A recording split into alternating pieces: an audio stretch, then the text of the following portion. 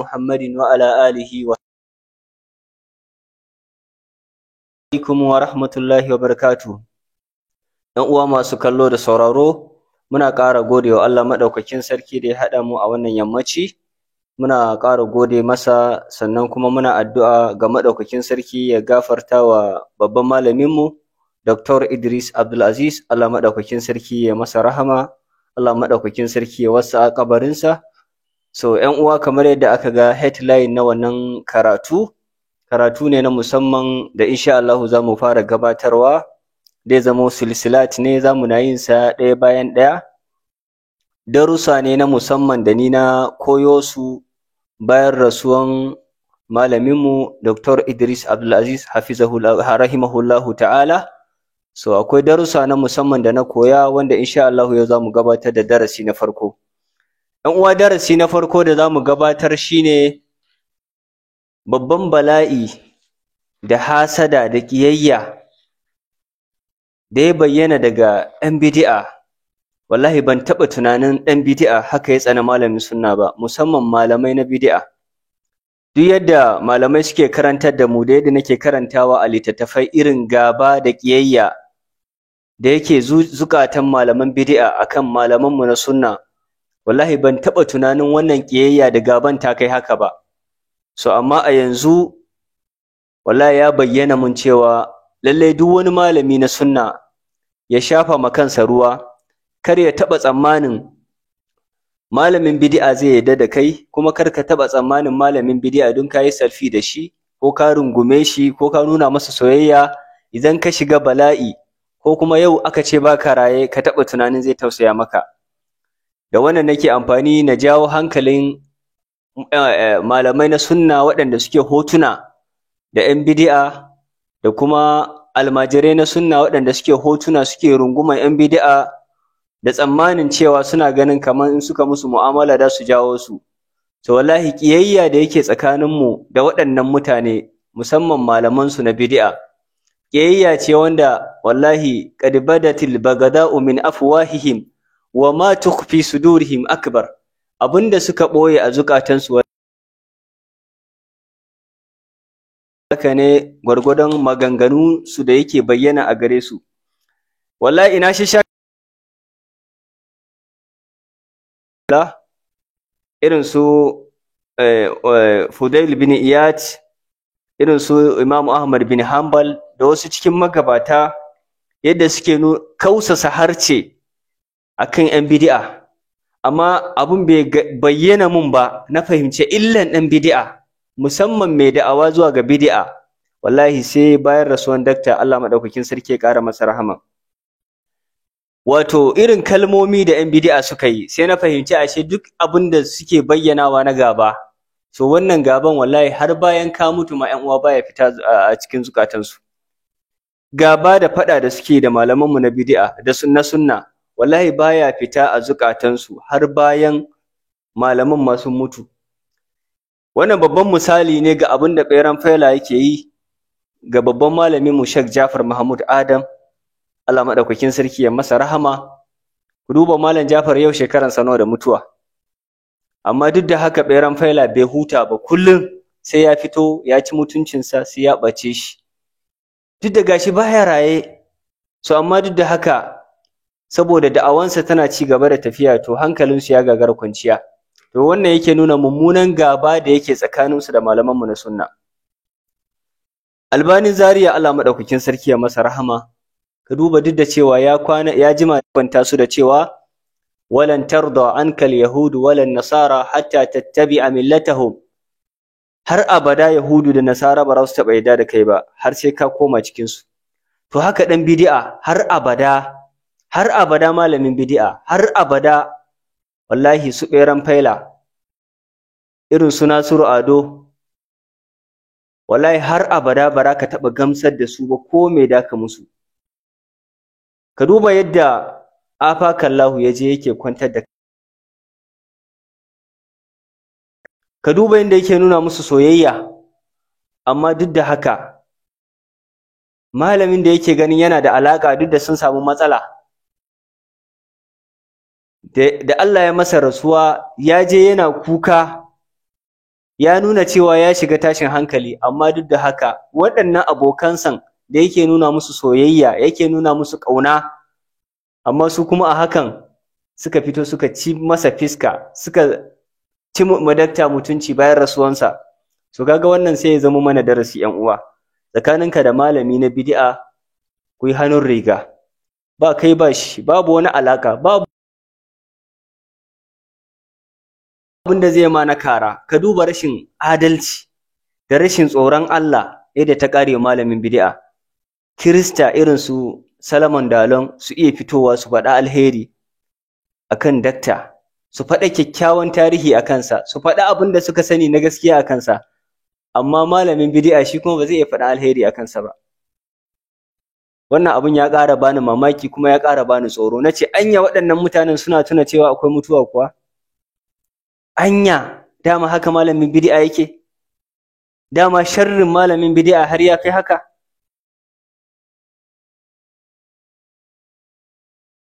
‘Yan uwa, za mu ɗan karanto wasu cikin maganganun malamai.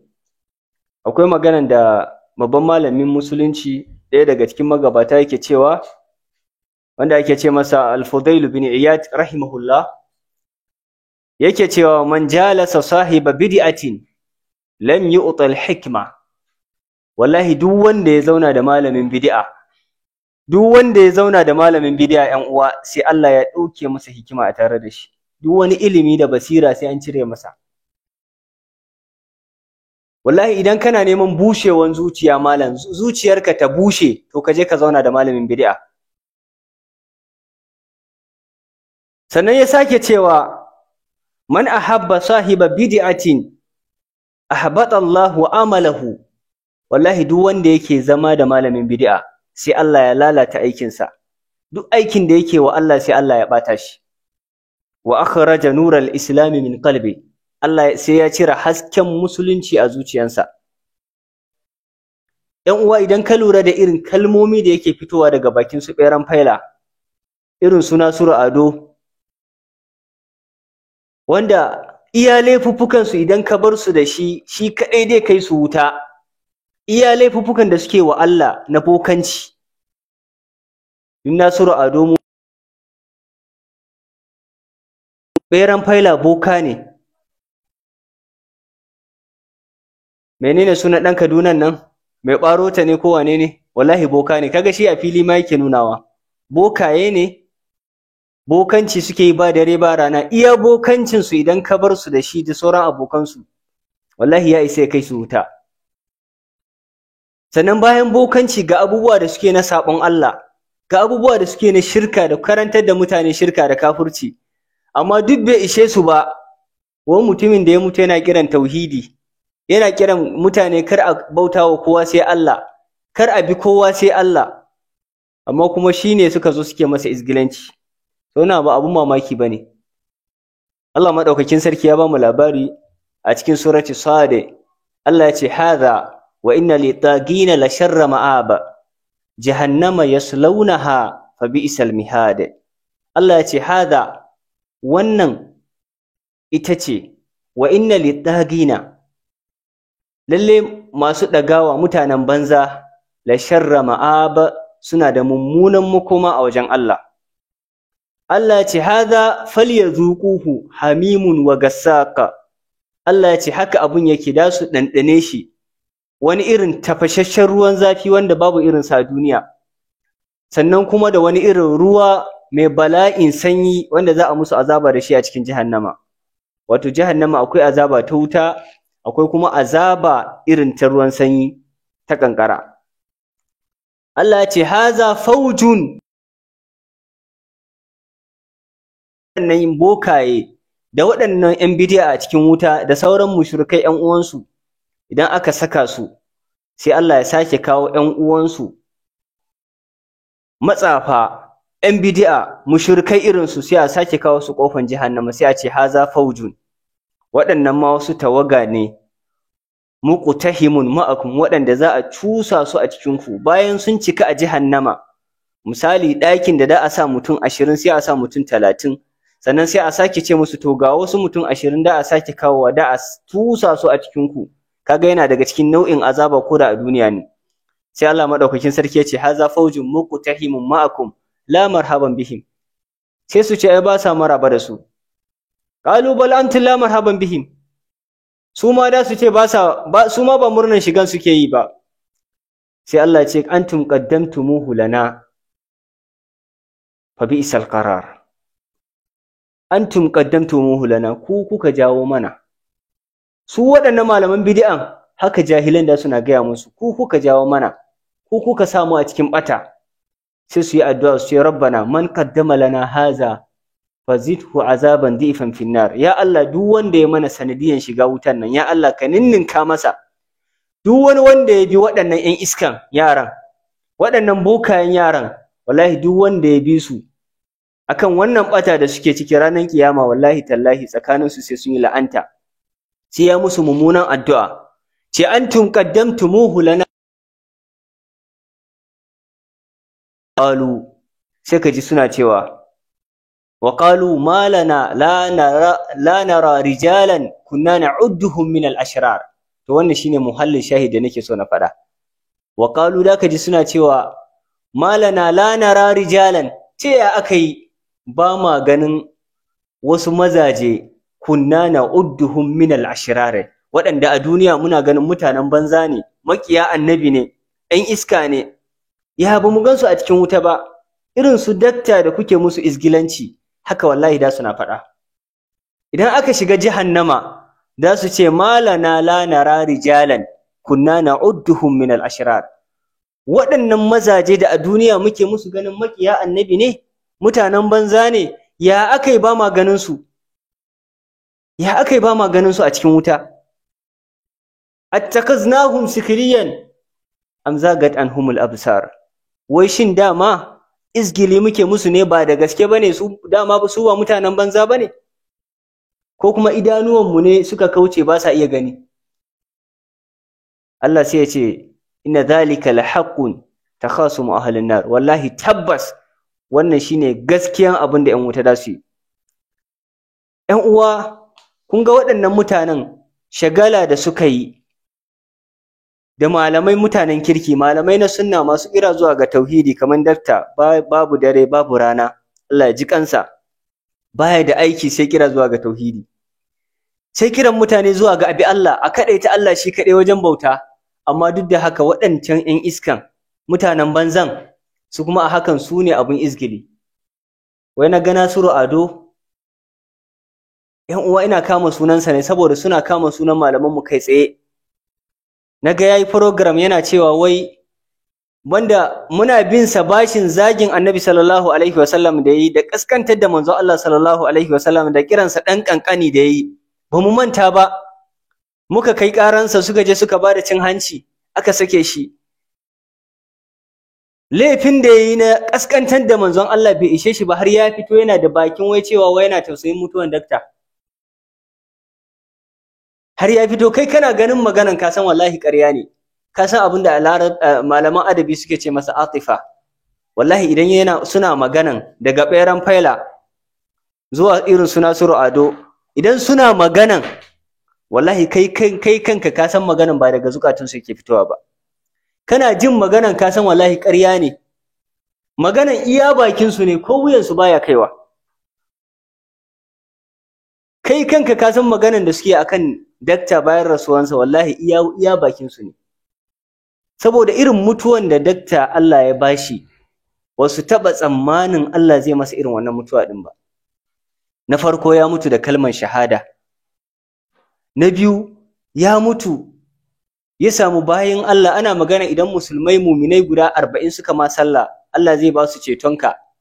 Sai aka samu 40 ya kai su 1000 ko sama da haka.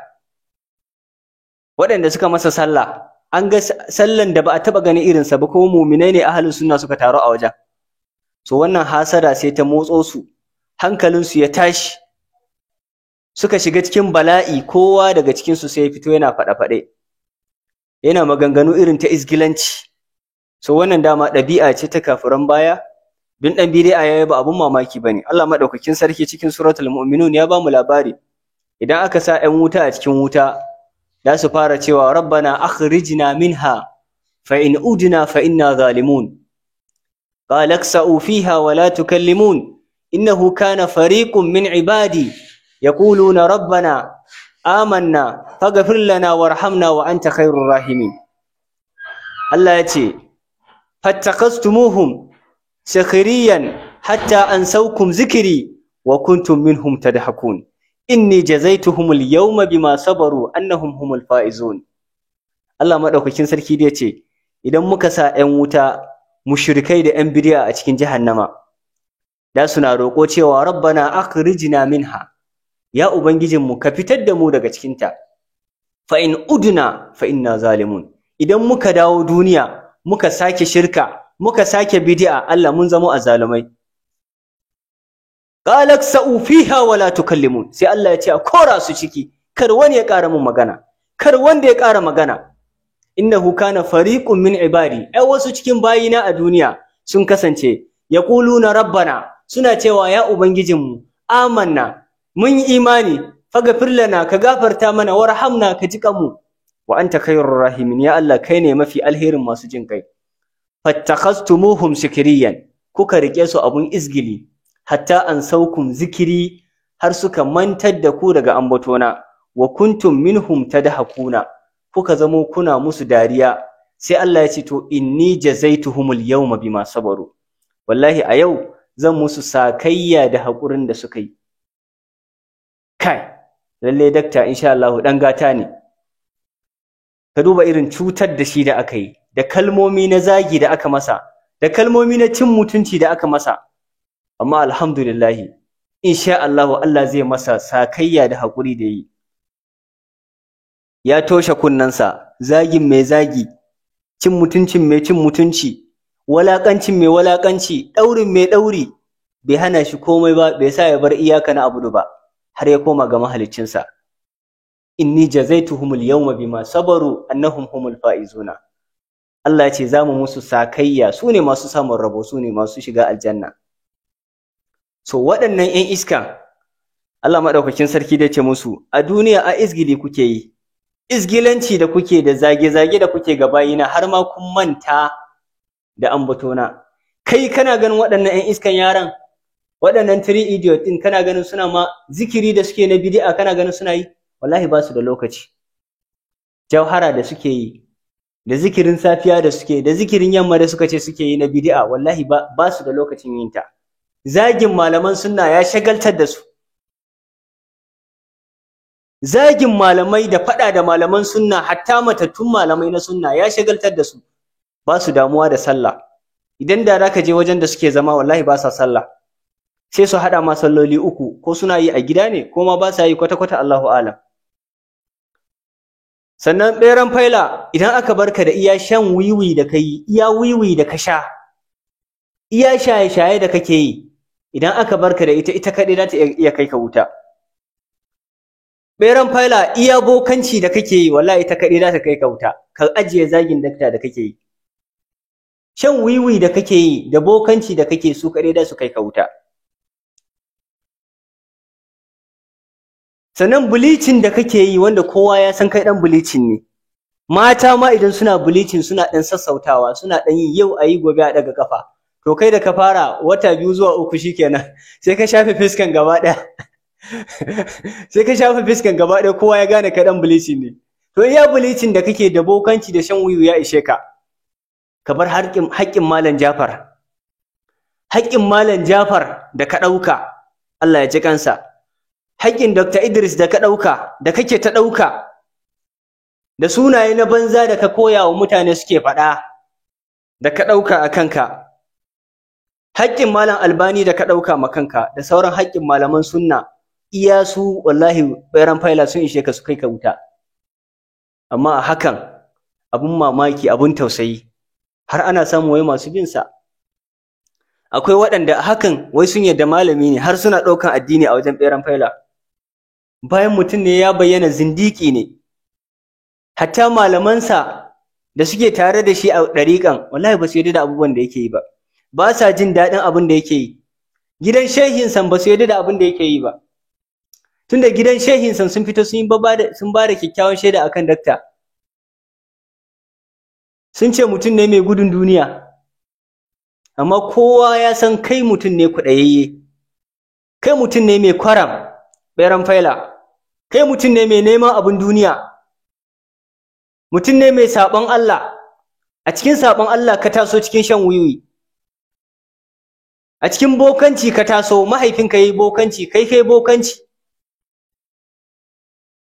kuma ka dawo ka ɗaura da laifuffukan zagin malaman sunna, cin mutuncin malaman sunna. A hakan kuma kake ɗauka wai kai na Allah ne, kai masoyin manzon Allah ne. Kuma tsakani da Allah kun san abin da dakta ya faɗa, kun san gaskiya ne, wajahadu biha wastaiqanatha anfusahum zulman wa uluwa, kun san abin da yake faɗa gaskiya ne, amma saboda ƙarya da baƙin zalunci da son kai da rashin yarda da Allah yasa kuka fito kuke ta ƙoƙarin sai kun ɓatar da mabiyanku. Amma fa jahilan 'yan Tijjaniya ba da ku nake yi ba, saboda wallahi ina ba ku uzuri, mafiya yawan ku jahilci ne, ba ku gane waɗannan mutanen ba ne, musamman waɗanda ba sa Bauchi. Wallahi da kun san waye ɓeran faila, da kun san waɗannan matasa guda uku, da kun san su waye su, wallahi ba za ku tsaya kuna ɓata lokaci a kansu ba. Ba mutanen da za a koyi addini a jikinsu ba ne, mutane ne waɗanda ba su tsoron Allah, suna bokanci, kowa ya sani bokaye ne, suna duba, suna bugun ƙasa. Sannan ɓeran faila kowa ya sani tsohon ɗan wiwi ne, ɗan shaye-shaye ne. To wannan mutumin da yake wannan aiki ne da ka je ka ɗauki addinin manzon Allah a jikinsa? Ina siffan manzon Allah a jikinsa? Kalmominsu ina yake kama da irin na manzon Allah? Don haka wallahi a da ban fahimci irin abin da ya sa magabata suke kausasa harce akan 'yan bid'a ba, wallahi sai a yanzu. 'Yan uwa za mu buɗe layin waya na WhatsApp, duk wanda yake da wani shawari ko wani tsokaci ko tambaya zai iya kira insha Allah ya tambaya. Fudail bin Iyad, Allah madaukakin sarki ya masa rahama, ya ci gaba da cewa man jalasa ma'a sahibi bid'atin fi tariqin fajus fi ghairihi fajus fi tariqin ghairi. Wannan babban malami ya ci gaba da cewa, yace duk wanda ya haɗu da ɗan bid'a akan hanya, malamin bid'a akan hanya. Ka san ɗan bid'a kala biyu ne 'yan uwa. Akwai ɗan bid'a jahili, so shi wannan ana iya jawo shi a jiki a yi mu'amala da shi, kuma ana iya karantar da shi, ana iya nusar da shi gaskiya. Amma akwai ɗan bid'a malami mai ɓatar da mutane. So irin waɗannan akan su ake magana. To duk wani malamin bid'a wanda yake mai ɓatarwa, idan ka haɗu da shi akan hanya, to ba a haɗa hanya da shi wajen tafiya. Idan ya ce zo mu shiga mota ɗaya, kar ka shiga da shi. Idan ya ce zo mu shiga mota mu yi tafiya, kar ka shiga, saboda kar Allah ya saukar da bala'i ta shafe ka. Idan malamin bid'a kuka haɗu da shi a hanya, kaga zai shiga mota ya tafi Kano, ɗan uwa, idan ka sayi tiket, ka yi haƙuri ka canja mota, kar ka shiga mota ɗaya da malamin bid'a, saboda kar wata bala'i ta sauka kan hanya ta shafe ka. Don haka ‘yan uwa, malamin bid'a abin tsoro ne. Shi yasa Imamu Malik ya ce bai halatta ba musulmi yana sauraron malamin bid'a.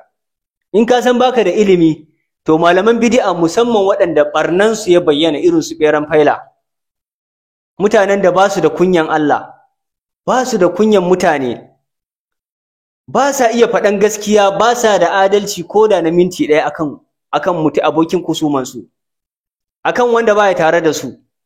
To ire-iren waɗannan mutane ‘yan uwa ba a ma sauraron su, ba a ma sa kunne a ji wa'azinsu, saboda dai jefa ma shubuha. Amma idan kai malami ne, kana da ilimi, kana da fahimtar addini, to ba laifi ka saurare shi don ka samu gaba da zaka mayar masa da raddi. Amma ɗalibi wanda baya da ilimi bai ma halatta saurare su ba. Yace idan da ka shiga mota sai ka ga malamin bid'a, yace ka canja hanya, kar ka yadda ka shiga mota ɗaya tare da shi, kar ka yadda ku tafi tare da shi, kar ka yadda ka yi kafaɗa da malamin bid'a. saboda malaman bid'a suna da sharri, sharrin su har bayan mutuwa tana biyo mutum. Sannan ba su da adalci. Duk ayoyin da Allah madaukakin sarki yake umurni da ayi adalci, malaman bid'a ba sa yi. Wala yajrimannakum shana'anu qaumin ala alla ta'dilu i'dilu huwa aqrabu littaqwa. Allah ya ce kar gaba da yake tsakaninka da wani, idan ka tashi magana ka gagara masa adalci. Allah madaukakin sarki ya ce ku yi adalci, ku yi adalci. Adalci yana nuna alaman takawa ne, yana nuna kana tsoron Allah. To duk wanda yake bibiyan beran faila da abokansa wallahi ba su da adalci, ba sa da insafi wajen magana. Idan sun tashi magana ba sa kwatantawa, ba sa iya faɗan gaskiya. Don haka ‘yan uwa, lallai malaman bid'a abun tsoro ne, kuma bala'i ne cikin al'umma. Don haka Allah maɗaukakin sarki ya tsare mu daga sharrinsu. Allah maɗaukakin sarki ya kare al'umma daga fitinansu. Fudayl bin Iyad ya sake cewa, man azzama sahiba bid'atin faqad a'ana ala hadmil islami. Yace duk wanda ya girmama malamin bid'a, kaga malamin bid'a kace ka ranka dade babban malami, ko ka tashi magana kace babban malamin mu wane a'a, wallahi ba a yi ma dan bid'a haka, ba a girmama shi, ba a kambama shi. Faqad a'ana ala hadmil islami, ya taimaka wajen rushe musulunci, musamman a gaban jama'a ko a social media. Ka girmama wani malami na bid'a ko ka ɗaukake shi. Yanzu duk malaman da suke hotuna da waɗannan ‘yan bid'a, musamman namu na Bauchi, na rantse da Allah sukan je su mannu da su ne su samu ƙarin ɗaukaka. Dai je mannu da malamin ne saboda a ƙara saninsa. Kai kuma malami na sunna,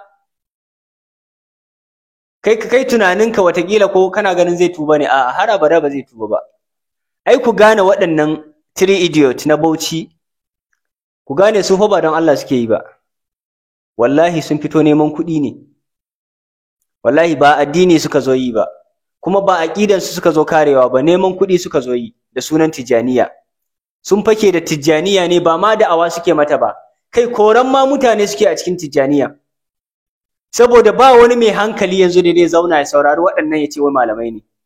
Babu wani dalili da za su kawo ma ka gamsu ka yadda wai malamai ne. Don haka ‘yan uwa, Fudayl bin Iyad ya sake cewa, wa man tabassama fi wajhi mubtadi'in, yace wanda yayi murmushi wa dan bid'a, wa malamin bid'a, faqad istakaffa bima anzala Allahu ala Muhammadin. Haƙiƙa ya raunana abinda Allah madaukakin sarki ya saukar wa Annabi Muhammad sallallahu alaihi wasallam. Saboda shi dan bid'a kullum fada yake da abinda aka saukar wa manzon Allah. Duk abinda manzon Allah ya ce ayi, shi dan bid'a fada yake da ita. Duk abinda manzon Allah ya ce a bari, shi dan bid'a umurni yake da ita. Idan ka ce ga salatin Annabi, sai su ce ai ga salatul fati, ko kuma ma su ce salatul fati tafi falala akan na Annabi. Idan ka ce manzon Allah ranar aihuwansa yana azumi, sai su ce ma ai ga maulidi. Idan aka ce idan da ka yi sallah kai irin na manzon Allah, sai su kawo ma irin na wani. Da sallan dan bid'a, da azumin dan bid'a, da zikirin dan bid'a, da duk wani nau'in ibada da soyayyen da yake wa manzon Allah, duka ya saba mai yanda magabata suke yi. Ba a littafi suke samuwa ba, da molanka suke aiki, da tsaban son zuciya ittiba'il hawa suke yi. Don haka dan bid'a malam bacece ne, Allah madaukakin sarki ya kare mu. Shi yasa malaman magabatan mu suke kyaman malaman bid'a. Malamin bid'a abun kyama ne. Ka gama daukan hoto da shi, wallahi ran da ka mutu mummunan magana da yi akan ka. Ba su da adalci, ba su da kara. Innahum iyazharu alaikum la yarqubu fikum illa wala dhimma. Wallahi ba su da kara ko na minti daya. Ba sa zuba zamantakewa. Inda Kirista zai iya fitowa ya adalci akan dakta, kai malamin bid'a ka iya fitowa kalma ɗaya na dan kana kishin addinin manzo Allah, dole ka ji haushin malamin bid'a. Wa uhibbu an yakuna baini wa baina sahibi bid'atin hisnun min hadidin. yace kai ni fa buri nake da a samu wani katanga ta karfe da a haɗa ni da malamin bid'a kar ma ina ganin sa. Haka Fudailu ya faɗa. Dan haka ƴan uwa, malamin bid'a gudun sa ake yi, bata yake, bala'i ne, guba ne a cikin al'umma.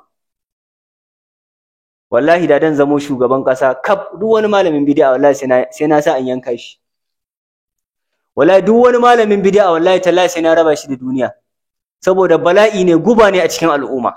Batar da al'umma suke, kuma ba su da insafi, ba su da adalci. Ku ji da bala'in da yake kanku mana na batar da al'umma. Ku ji da bala'in da yake kanku mana na bokanci da kuke yi. Ku ji da bala'in da kuke yi mana, zinace-zinace da matan mutane da kuke yi, ranar maulidi da bukukuwanku na bid'a duk bai ishe ku ba.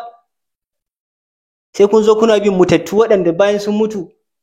Tilka ummatun qad khalat laha ma kasabat wa lakum ma kasabtum wa la tusaluna amma kanu ya'malun. Irin waɗannan malamai da sun yi aiki wa addini sun mutu sun wuce, su ne da ka zo kana bibiya kana aibo ma kanka bala'i kana laftawa. So wannan sako ne ga mabiya. Ya kamata duk wani wanda yake ɗalibi ne na sunna ya taka tsantsan da malamin bid'a. Malamin bid'a ba abin bi bane. Don haka ƴan uwa, muna da sauran minti 3 kacal da za mu bayar. Idan da wanda yake da wani tsokaci, kofa yana buɗe, sai ya kira ko shawari ko kuma tambaya insha Allah.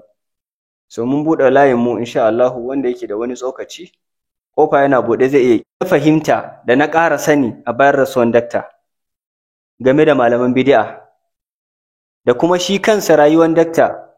Wasu abubuwan da yake ta yi yake faɗa a kai, wallahi ba mu fahimce su ba sai yanzu. Don haka ‘yan uwa, malamin bid'a abun tsoro ne, fitina ne, guba ne a cikin al'umma, musamman irin su ɓeran faila da ire-irensa, irin su mai ɓaro ta, waɗanda dama shi mai ɓaro ta kallalura ne. Ga bid'a, ga shirka, ga bokanci, ga hauka, ba lafiya. Daga ya buɗe baki zai yi magana malam sai ka fahimci ba lafiya, ƙwaƙwalwan ba ta aiki. To Allah maɗaukakin sarki ya shirye da su, ya shirye da mu gaba ɗaya. Allah maɗaukakin sarki ya ba mu kariya daga sharrin waɗannan masu ɓatar da al'umma ba dare ba rana, waɗanda aikinsu kenan ya ra'ayi su ɓati malaman sunna, su zubar musu da mutunci, alhali Allah kuma shi yake kare mutunci. Duba duk yanda suke nuna suke ƙoƙarin su nuna cewa dakta ba mutumin kirki bane. ورد الله الذين كفروا بغيظهم لم ينالوا خيرا. ka duba yanda Allah ya wanke dakta, wanda baya bauchi ya san yanzu wane ne dakta. A lokacin suna nuna dakta ba kowa bane a Bauchi, baya da tasiri, dakta baya da daraja, dakta ba mutumin kirki bane, mutanen Bauchi ba sa sauraron sa, kamar su ne da garin. Alhali su suna zuwa ne su fake jikin 'yan siyasa, ba su da kowa a garin. Kai ka san dandazon da jama'an da suka fito janaza na dakta, kai ka san dakta bawan Allah ne, kuma dakta da awansa ta karɓu, mata da maza malam, har ƙauyuka malam. A hakan fa ba a bada gap sosai mutane da suke nesa suka zo ba. Iya 'yan Bauchi ne da makwabtanmu, sai dai waɗanda suke Jos ko kuma waɗanda suke Kano su kai sammako. Amma mafiya yawa wallahi 'yan gida ne. Amma ka duba irin bayin Allah da Allah madaukakin sarki ya tara mu dakta. So Allah madaukakin sarki ya datar da mu. Ina ganin za mu dakata a nan. Ina ganin kamar ko datan ne ya kare mana? Ko datan waya nan ya yi ƙasa ne? Dan haɗa mun wifi don na ga 'yan uwa suna ta comment.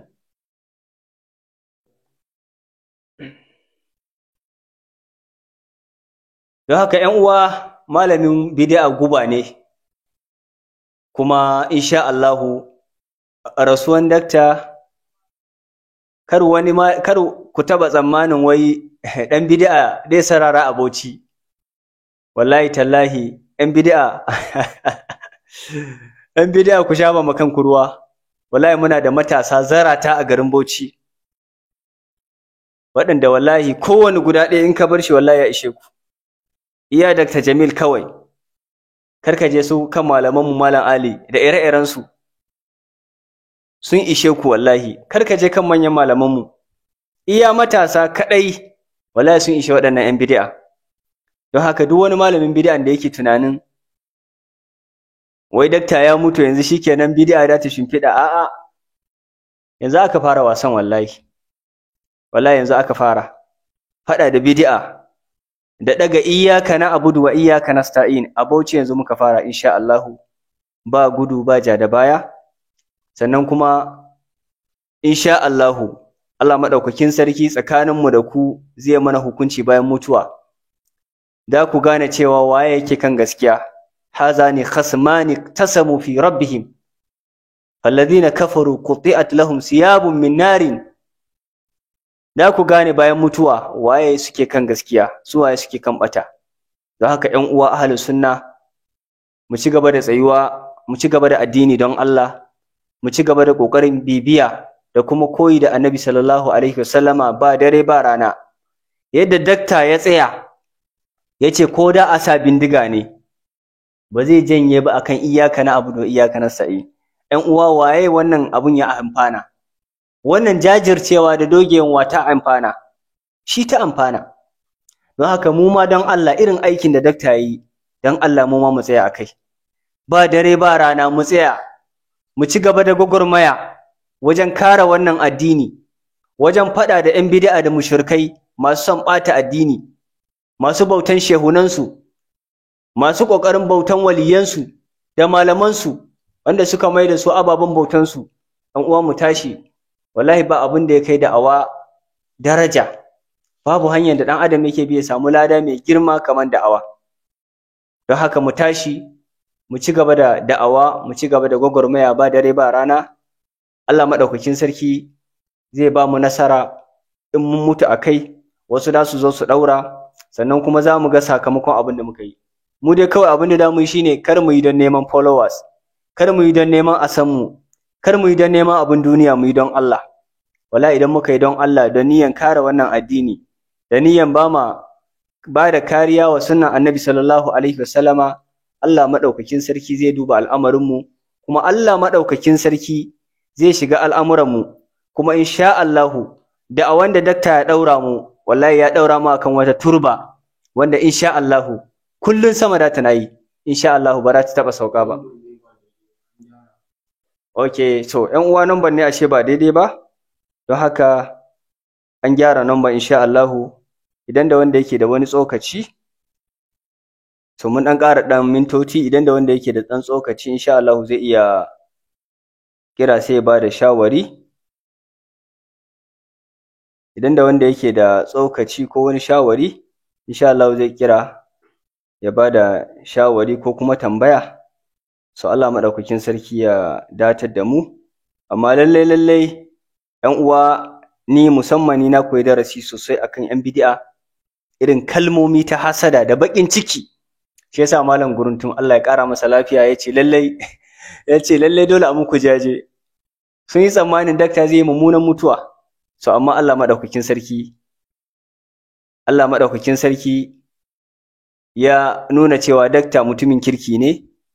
Dakta bawan Allah ne na ƙwarai, kuma dakta yana kan sunnan Annabi sallallahu alaihi wasallama, kuma insha Allahu dakta zai haɗu da masoyinsa, zai tashi a rumfan masoyinsa ranar alkiyama, kuma insha Allahu dakta za mu tashi rumfa ɗaya da shi tare da Annabi sallallahu alaihi wasallama, kuma mu ne masoya Annabi sallallahu alaihi wasallama na gaskiya, kuma insha Allahu za mu mori soyayyar da muka yi wa Annabi sallallahu alaihi wasallama. Ga wani cikin ‘yan uwa yana kira. Na'am, assalamu alaikum wa rahmatullah. Lafiya kalau alhamdulillah ɗan uwa, daga ina kake kira? Na'am? Na'am, malam daga Misau, menene suna? Na'am malam Muhammad, bismillah, me kake da shi na shawari ko tambaya?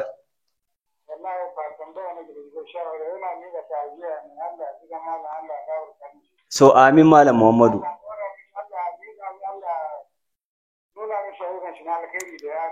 Amin malam Muhammadu, amin malam Muhammadu. Amin Malam Muhammadu, Allah ya saka maka da alkhairi. Amin Malam Muhammadu, Allah ya saka muku da alkhairi. Allah ya saka muku da alkhairi. So, Malam Muhammadu daga Misau ya kira ya yi addu'a ma dakta ya mana jaje. So, Allah ya saka maka da alkhairi Malam Muhammadu. Don haka muna ƙara addu'a Allah maɗaukakin sarki ya ji kan dakta. Allah maɗaukakin sarki kuma ya gafarta masa. Allah maɗaukakin sarki ya masa rahama. Lallai abin da ya kamata ‘yan uwa mu ci gaba shine mu ci gaba da addu'a ma dakta. Allah maɗaukakin sarki ya gafarta masa duk wani masoyinka idan aka ce yau ya bar duniya abin da ya kamata shine addu'a. Mu ci gaba da masa addu'a, mu ci gaba ba wai iya kwana 3 addu'a ta bid'a ba iya addu'an 40 ba iya addu'an sati ba, a'a addu'a kullum.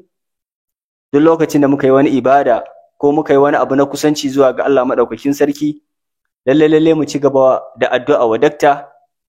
Allah maɗaukakin sarki ya karɓa waɗannan ayyuka da yi na ƙwarai, tsayuwa da yi da jajircewa wajen tauhidi, sai an bauta wa Allah shi kaɗai, sai an kaɗaita Allah shi kaɗai. Yace ba ma bautan inyasi ko kuma ba ma kiran inyasi in mun shiga masifa, bara mu kira Tijjani ba, bara mu kira Abdulkadir ba. Annabi sallallahu alaihi wasallama idan mun shiga masifa ba ma neman taimakonsa, ba ma kiransa. Allah maɗaukakin sarki shi kaɗai muke kira. Don haka ‘yan uwa muna nan akan wannan turba, wallahi ba ma neman taimakon Inyasi, ba ma neman taimakon Tijjani, ba ma neman taimakon Abdulkadiri. Idan mun shiga masifa Annabi sallallahu alaihi wasallama ma ba ma neman taimakonsa in dai a hali na fitina ne, amma kuma muna neman cetonsa. Muna neman Allah maɗaukakin sarki ya sa Annabi sallallahu alaihi wasallama ya cece mu. Na'am, ɗan uwa muna jinka. Wa alaikumus salam wa rahmatullahi wa barakatuh. Alhamdulillah dan uwa, kana kira daga ina kuma menene sunanka?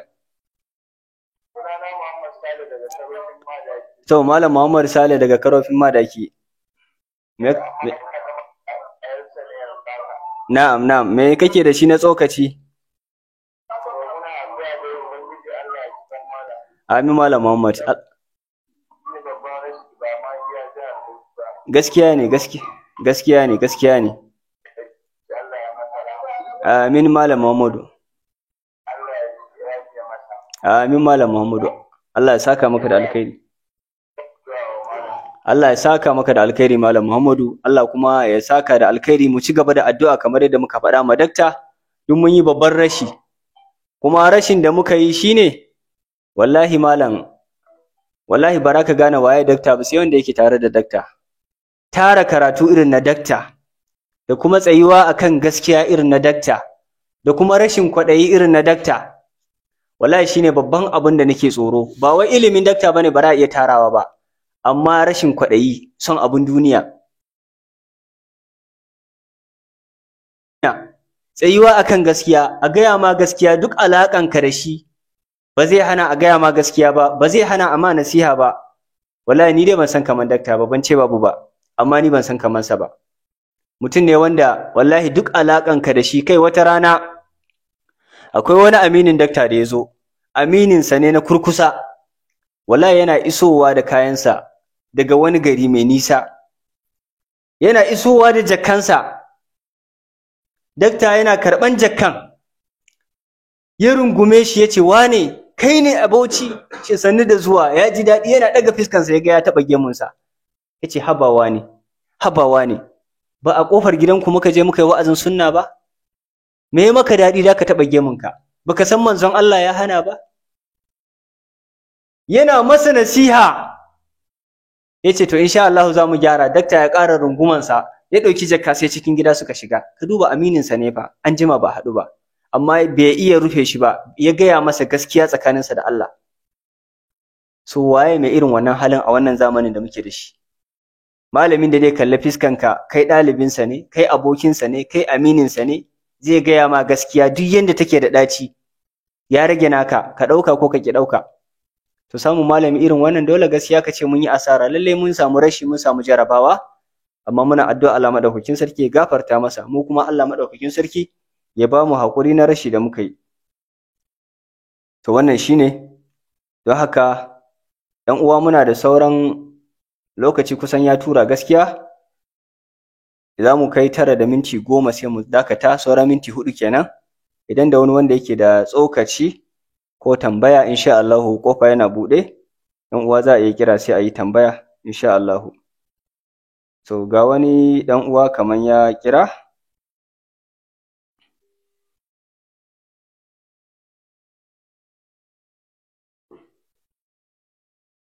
Na'am.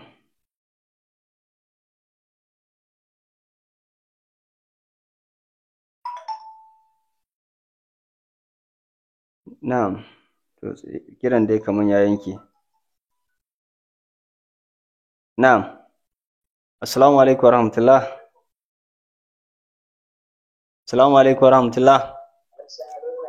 Wa alaikum assalam wa rahmatullahi wa barakatuh. Dan uwa daga ina kake kira kuma menene sunanka? Na'am, Malam Ahmad Umar. Allahu akbar. Malam Ahmad. Ya kokari ya mutanen Libya. Ya sanu Malam. So, muna jin kamar to Malam Ahmad, mun gode Malam Ahmad da ta'aziyya. Allah ya saka maka da alkhairi. Amin Malam Ahmad. Amin Malam Ahmad. Mun gode da addu'an da kuke wa dakta. Allah ya saka muku da alkhairi. Allah ya saka muku da alkhairi Malam Ahmad. Na'am. Na'am, hello. Na'am. To Allah ya saka maka da alkhairi Malam Ahmad. Mun gode, Allah ya saka da alkhairi, a tashi lafiya. Aiwa, assalamu alaikum. So, ƴan uwa dai kusan abin da suke shine fatan alkhairi da kuma addu'a madakta, Allah madaukakin sarki ya gafarta masa. So muna ci gaba da addu'a Allah madaukakin sarki ya jika malamin mu, ya yafe masa laifuffukansa. Kuma ƴan uwa, yadda za ku fahimci, wallahi duk yanda mu ahlus sunna muke da sabani, har yau ni ban ji wani malamin sunna da ya fito ya kai dakta wuta ko yi mummunan kalma akan dakta ba. Amma abun takeici ka gane cewa duk sabaninmu da muke da shi muna da sauki, amma ka duba inda malaman bid'a suka tsaya kai da fata sai sun nuna wannan bawan Allah cewa ba mutumin kirki bane. Na'am. Wa alaikum assalam wa rahmatullah. Dan uwa daga ina kake kira kuma menene sunanka? Na Malam Mubarak. Amin Malam Mubarak. Amin Malam Mubarak. Amin Malam Mubarak. Amin Malam Mubarak. So amin Malam Mubarak. Allah ya saka maka da alkhairi.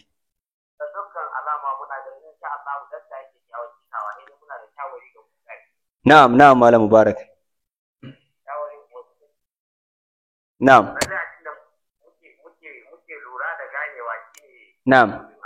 Na'am gaskiya ne. Insha Allah.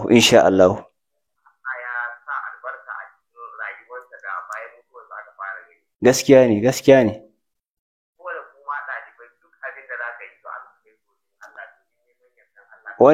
Wannan shine abu na farko, saboda duk aikin da aka yi ba don Allah ba, to Allah ba zai karba ba. Na'am, almutaba. Gaskiya ne. Wannan shawarwari ne masu kyau malam. Insha Allah kuma za mu yi kokari mu daura akai.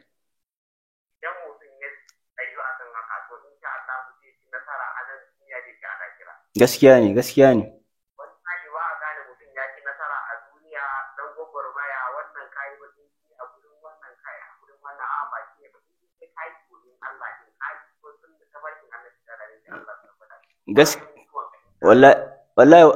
Wallahi wannan gaskiya ne dan uwa. In dai akwai ikhlasi to duk abin da za a yi to in Allah yarda za a samu sakamako mai kyau. Gaskiya ne. Ko mutane su yaba ko su zaga duk ya rage nasu, amma a yi don Allah.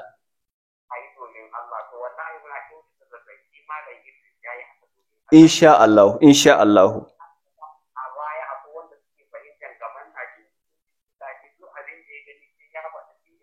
Gaskiya ne.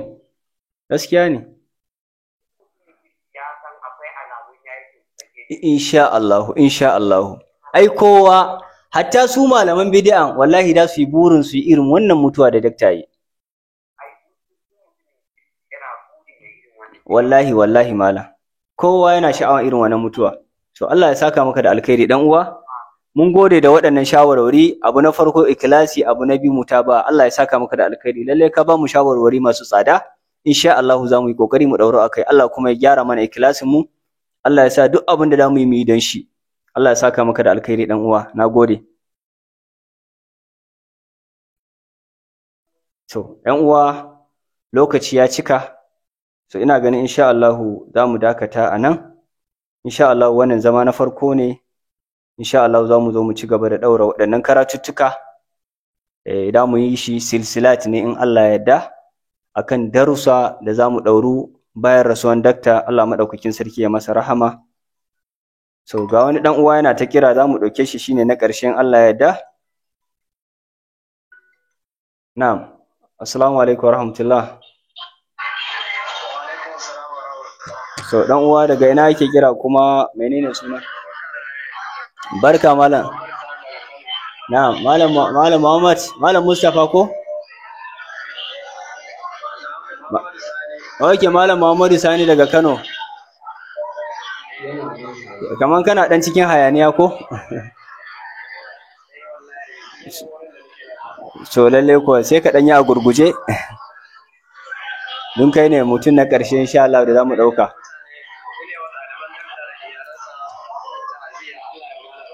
To Allah ya saka ma da alkhairi malam.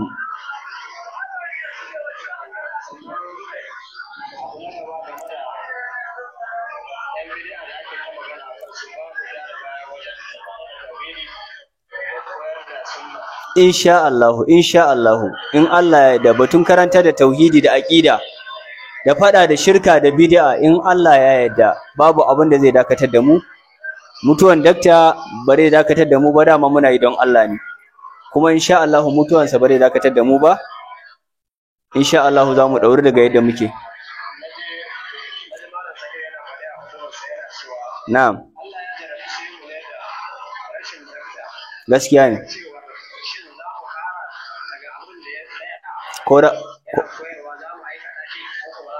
Wannan gaskiya ne.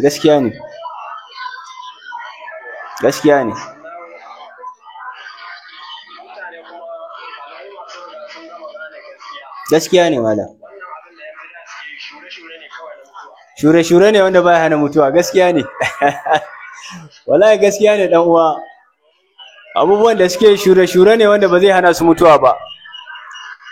Gaskiya ta riga da ta bayyana, ta yi halinta. Gaskiya ne. Gaskiya ne wallahi, gaskiya ne.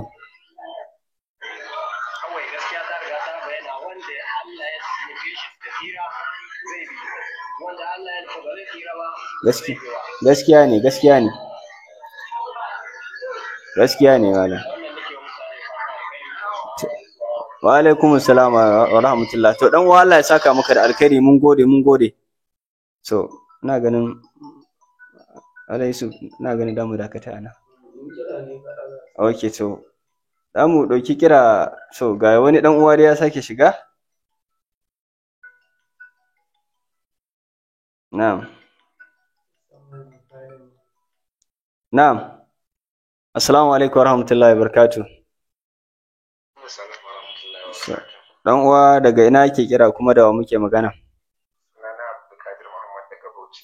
Malam Abdulkadir Muhammad, muna tare da kai. Farko ina mika ta'aziyyar babanmu kuma dakta malaminmu Dr. Idris Abdulaziz, Allah ya mishi rahama, Allah ya sa ya huta. Amin Malam Abdulaziz, Allah ya saka maka da alkhairi. Kamar yadda Malam Ahmad Tijjani Sukuntunji yake faɗa. Gaskiya ne. Dukkan wani mutum yana roƙon Allah ya masa cikawa irin dakta. Wannan gaskiya ne. Idan mutum zai faɗa domin hasada, amma ba a bakinsa zai faɗa. Wallahi dai so gaskiya ne. Gaskiya ne. Da suke cewa a'a kaza, wallahi mutum a zuciyarsa na son irin mutuwan dakta. Gaskiya ne. Ko da irin taruwan da aka yi kafin ka samu mutumin da zai tara mutane a Najeriya baki daya a zaure akan gawansa haka. Gaskiya ne malam. Wallahi malam. Ai malam, a Najeriya ai shugabannin ƙasa sun mutu, gwamnoni sun mutu, sarakuna sun mutu, amma ba wanda Allah ya tara masa bayan Allah muminai ba don wani abu na duniya ba, kawai don su zo su yi masa addu'a a sallansa, wallahi irin na dakta. To kaga wannan ai alhamdulillah. Ai ba kai ba malam Nuhu Ribado shi kansa kaga dai babban mutum ne mai yawace ya ce bai taba gani ba.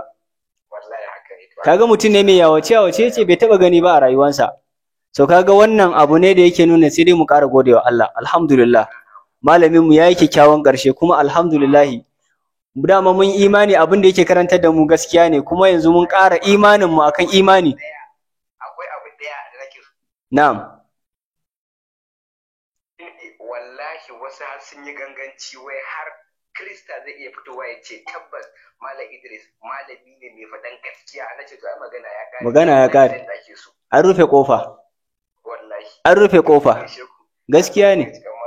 Allah ya saka maka da alkhairi dan uwa. Allah ya saka da alkhairi, Allah ya saka da damu dakata anan ƴan uwa. Abinda muka faɗa daidai Allah ya ba mu lada, kuskure da muka yi Allah ya yafe mana, insha Allah sai zama na biyu.